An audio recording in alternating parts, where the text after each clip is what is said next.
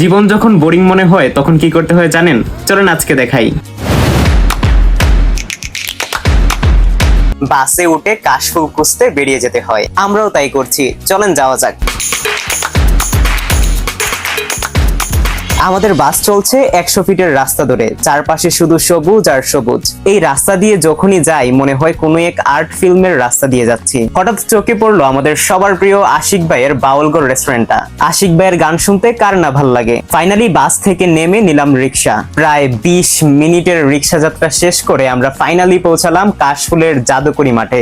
মেঘলা আকাশ, শরতের হালকা বাতাস আর রাস্তার পাশে কাশফুলের মেলা। এইরকম একটা জায়গায় দাঁড়ানোর পর আমার এতক্ষণের জার্নির সব কষ্ট যেন এক নিমিষেই দূর হয়ে গেছে। এইরকম একটা দৃশ্যে কয়েকটা ছবি তো তোলাই যায়। হাওয়ায় কাশফুলগুলো এমন ভাবে দুলছিল যেন মনে হচ্ছে আমাকে তারা বলতে চাচ্ছে, আরে বাবা একটু শান্ত হও, ছবি তুলো পরে আগে আমাকে উপভোগ করো। তাদের পাপড়িগুলো এত নরম ছিল যেন তারা তুলো দিয়ে তৈরি। এই স্পটটা শুধু ছবি তোলার জন্য নয়, এটি হলো মনের ব্যাটারিকে চার্জ করার অন্যতম সেরা স্পট। এখানে একটু সময় কাটালেই আপনার মনে হবে জীবনটা যতই দৌড়াক, প্রকৃতি সবসময় আমাদের একটা ব্রেক নেওয়ার সুযোগ দেয়।